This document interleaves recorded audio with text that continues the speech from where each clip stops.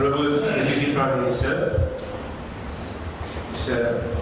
Collendavelloo, Mr. Bob Morton, Chairman of the Chartered Institute of Personnel Development and Secretary General of the World Federation of People Management Associations, Mr.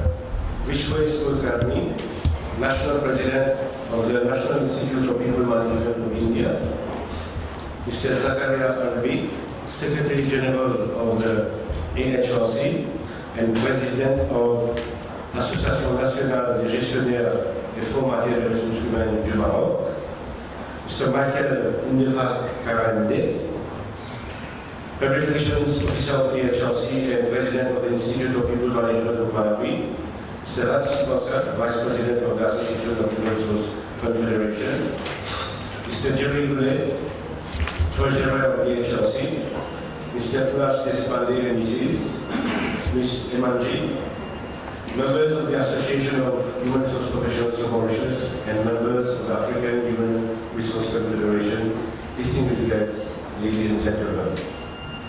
A very good evening to you all, and also a warm welcome to the official launch of the special edition on the importance of ethics for human resource professionals magazine. Also, a special welcome to the commemoration of the 43rd anniversary of the Association of Human Resource Professionals of Mauritius and the 7th anniversary of the African Human Resource Confederation.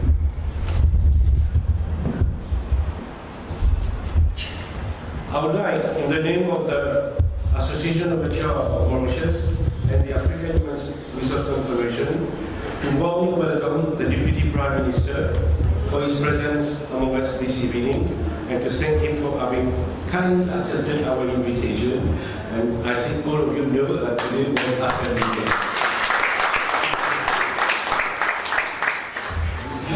Honorable Collendavelloo, we are really appreciative of your special attention towards our associations.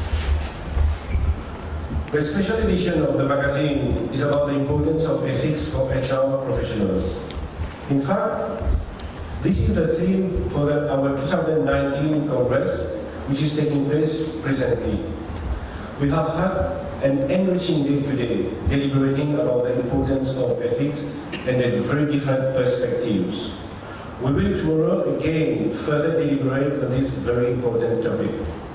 And regarding the celebrations, the AHRP is celebrating its 43rd years of existence, and the AHRC is proudly celebrating its 7 years of existence. In fact, in 2012, the World Federation of People Management Association invited the African Federation of HR Management Associations and the Association des formateurs et directeurs du personnel, for the French-speaking side, to establish together, to merge together and establish the African Human Resource Confederation. And today, we proudly celebrate its 7th anniversary. We are indeed honored for these celebrations by the presence of Mr. Bob Morton, Chairman of CIPD, and especially in his capacity as Secretary General of the World Federation of People Management Association. Also, we are honored by the presence of Mr. Kulkarni from India, Mr. and Mrs. Despande, Ms. Emanji, Mr. Zakaria from Morocco, Mr. Michael from Malawi, Raj and Dr. Gule from South Africa. And this type of support shows that today the African Human Resource Confederation has taken a different dimension and is ready to play a significant role in the World Federation. Ladies and gentlemen, in fact, Mauritius has played a very active role since the beginning in the elevation of the AHRC as a credible member of the WFPMA. It was a personal promise that I made. Bob, you will remember the different exchange of mails, and today we are proud to say that we are a credible member of the World Federation. And on the occasion of the 7th anniversary of AHRC, we are pledging again our commitment to always support the development of the HR function in Mauritius and across the African continent. We will make sure that the vision, One Africa, One HR, be accomplished. The Executive Committee of the HRC 2019-2021 already portrays this by having president of national associations from French-speaking countries and English-speaking countries. Mr. Morton, you will be pleased to learn that MAHRP and HRC have been instrumental in assisting the International Organization of Employers and the recommendation of Lynn Sotwell in organizing a workshop for them in Tunis, July this year. We have been fully supportive and giving them all logistics and infrastructure possible to organize this. The theme in Tunisia was business and migration, strengthening the dialogue between the private sector and governments. Why so much attention to people management? This is because business leaders are turning to HR professionals nowadays for key strategic inputs. That's very good news. Business organizations throughout the world are in agreement that people are presently, much more than ever before, the most important asset. It is a widely accepted fact that the success of business depends largely on how well its people are managed. It is also a universal truth now that of all the tasks of management, managing people remains the central and most important task. I'm not going to say the most difficult task, I won't say that. Dear colleagues, the Association of HR in Mauritius and the African Confederation want to amplify important conversations on all the challenges and issues in people management. This is because we are committed to continuously prepare our members to face these challenges with readiness and confidence. We are all guiding our business leaders to compete through human resources and achieve competitive advantage through the uniqueness of the people that work in and for our organizations. We are all positively contributing to make our business become better managed, businesses that are successful, sustainable, and competitive, and that contribute to national wealth creation, national prosperity, and well-being. We, HR professionals, are uniquely positioned to provide a professional, neutral, and independent platform for important dialogues on how best to build sustainable, successful, and competitive businesses. If we are given the right opportunity, we are the ones that can bring solutions to the long-term problem that we've been facing for so long: skill mismatch and talent shortages. As always, we are moving forward in proposing most effective ways that incorporate economical, social, and ethical objectives. On a pleasant note, I would like to inform you that the WFPMA now has representation on the International Labour Organization, on the World Economic Forum, and the International Coach Federation. And I think, Bob, we need to congratulate you for this hard work. And your team. And we are actively agreeing on a single date to celebrate the World International HR Day. In nowadays, what is happening that different countries have a different day to celebrate the International HR Day. At the level of the World Federation, we are trying to come to an agreement. Europe has celebrated the International HR Day on 20th May, and we will be agreeing on a date. And I think we can count on the Honorable Deputy Prime Minister, because we are confident that we will have your full support to designate the date that will be chosen as the International Day of HR, also for Mauritius.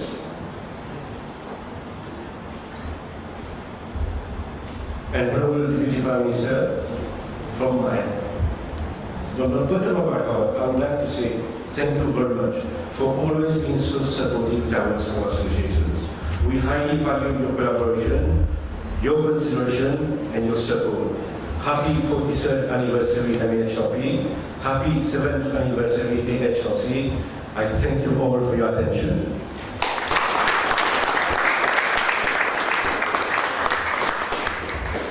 I now have the immense pleasure of inviting the Deputy Prime Minister to address you for a speech first, and then we will do the official launching of the magazine.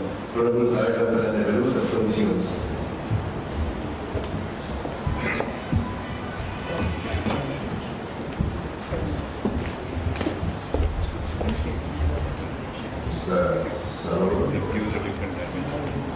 President and members of the MAHRP, Commandeur Muscaillon, Mbakwe, everlasting, all distinguished guests, it's a pleasure to meet you, all members of MAHRP and all human resources professionals.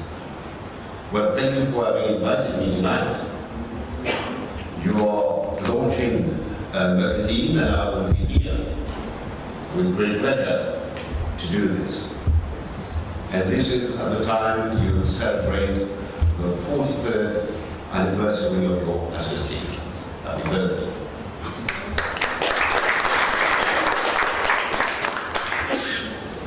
Years down the road, 43, your profession has known the fantastic evolution.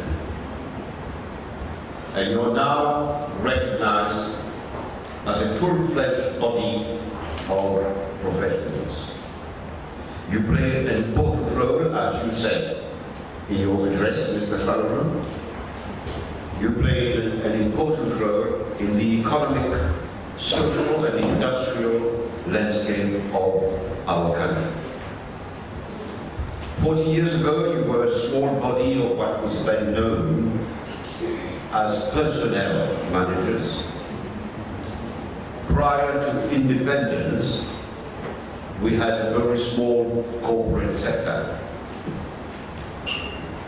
That corporate sector had not considered it appropriate or necessary to have any form of unit to deal with human resources matters.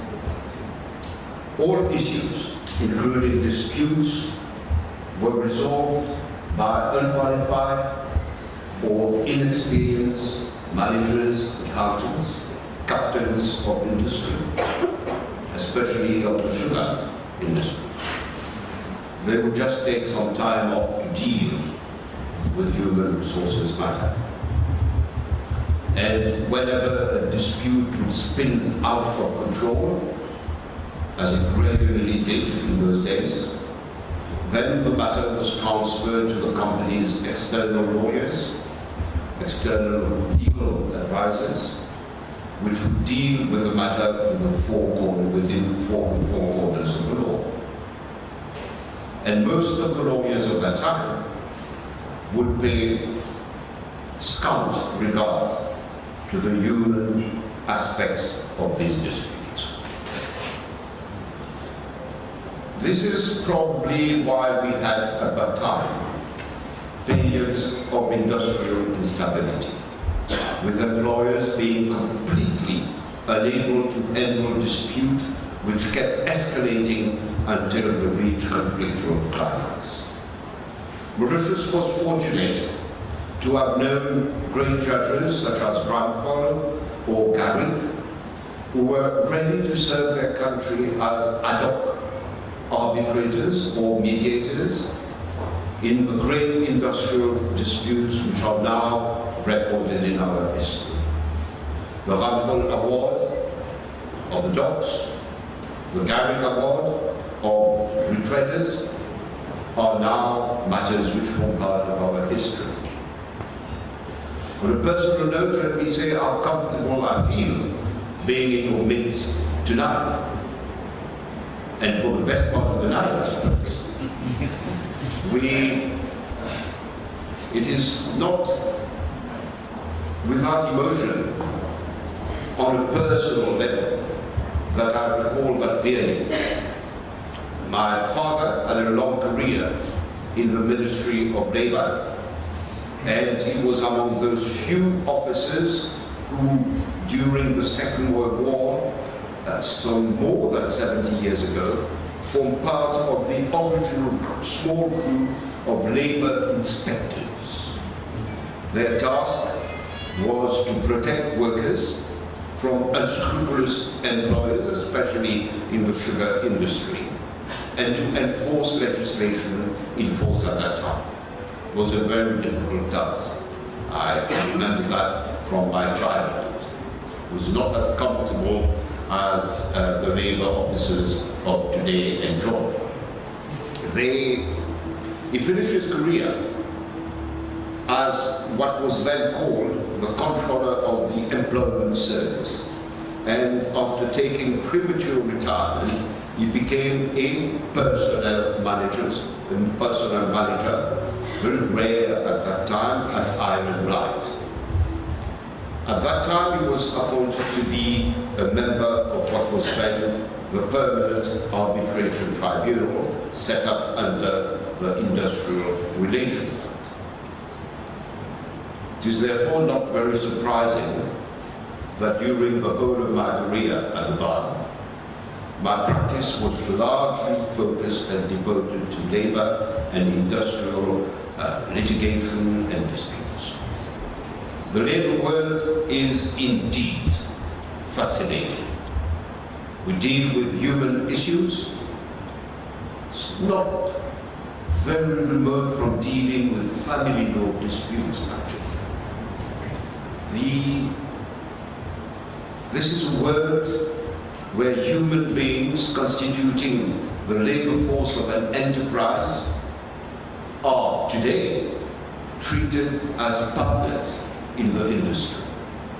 We have moved away from the time, not so long ago, where a Minister of Finance could base his economic policy on the fact that human resources was a mere commodity, as he had stated officially in the House. Without protection, without any safety net, and without any legislative safeguard. In 2008, I recall how the government of the day, then in power, had removed the payment of severance allowance and had inserted in our legislation a specific section that empowered an employer to terminate a worker's employment without the payment of any severance allowance. It was only if the termination was unjustified that severance allowance would be paid. This did not deter the workers from fighting for their rights. And here we've got to pay homage to the trade unions of this country, who responsibly, seriously, and relentlessly organize themselves to adapt to the new situation and to protect workers' rights. They form themselves into federations, and they are today recognized as partners in all bilateral, tripartite, and national negotiations. Then we have our Employers' Federation, which is now a professional organization manned by professionals who advise their members on all aspects of our legislation, on best practices, on statutory developments, and on collective bargaining. And the third partner is government. Government provides an efficient, rapid conciliation and mediation service which promotes smooth resolution of disputes. A permanent tribunal is able to substitute itself to industrial strife and make awards to the smooth running of enterprises. All this has magnified the role of the personal manager, You are now a real manager of the human resources of your enterprise. The human resources professional today is the essential policymaker on all issues relating to recruitment of staff, assessment of the labour requirements of your enterprise, as well as manpower training. You work closely with the Human Resource Development Council to ensure that our labour force remains updated with the latest developments in their related fields. Upgrading knowledge is a core issue in our development process. The human resources professional will ensure that his employer shall be an equal opportunity employer, ensuring that all discriminatory practices, including harassment, are eliminated, and you will ensure that you mitigate all individual grievances within the enterprise. Managing employee relations, dealing with trade unions, handling bargaining with recognized trade unions, this is yet another crucial aspect of your work. The human relations professional is not a buffer between the board and the workforce. He is an essential part of company policy framing. He makes sure that his company fully complies with the relevant legislation and guarantees peaceful growth within his undertaking. Distinguished guests, last Tuesday, Parliament enacted landmark legislation in your field, and I would urge you to read, as soon as your fantastic time at the hotel is over, to read the Workers' Rights Bill and the next bill, the Employees' Relations Amendment Bill, which were passed on Tuesday. The new Workers' Rights Bill has reintroduced the concept of severance allowance, which had existed in our law ever since the termination of contracts of service ordinance of 1963. This new bill has re-established a redundancy board, which now imposes on the employer the duty to satisfy the statutory board that the termination of employment of a worker for economic reasons is in fact justified. This had been in our law between 1966 and 2008. The termination of contracts of services board had served its purpose, had served the workforce of this country, and had served the economy of this country, until it was removed from our statute book in 2008. It had served as a serious check on unjustified redundancies. Between 2008 and now, employers had unfortunately abused of the system and had contributed to the loss of thousands of jobs without any check and without any fear of retribution, and that was unacceptable. The human resources professional will now need to properly advise his management on the manner in which redundancies are to be treated. The bill, now the Act, has introduced the notion of equal work and equal pay. Human resources departments will now need to carry a proper audit to ensure that there is no discriminatory treatment in wages and other conditions of employment, especially on the ground of sex or sexual orientation. The Equal Opportunities Commission will inquire into all cases of discriminatory practice. Ladies and gentlemen, distinguished guests, as Mauritius takes its giant strides to join a small group of high economy countries, it will be your duty to ensure that as we achieve this growth, the workers of this country are treated fairly, adequately, and in accordance with law. Official figures of the World Bank indicate that we are now 97.4% of the way to reach a high economy country status, which means that in a couple of years we will have entered that very small privileged group of countries. You are here to play a crucial role in that development. Our country expects that you will be carrying on your duty in the interest of your enterprise by ensuring that your enterprise keeps a workforce which is dedicated to it in a safe and secure environment.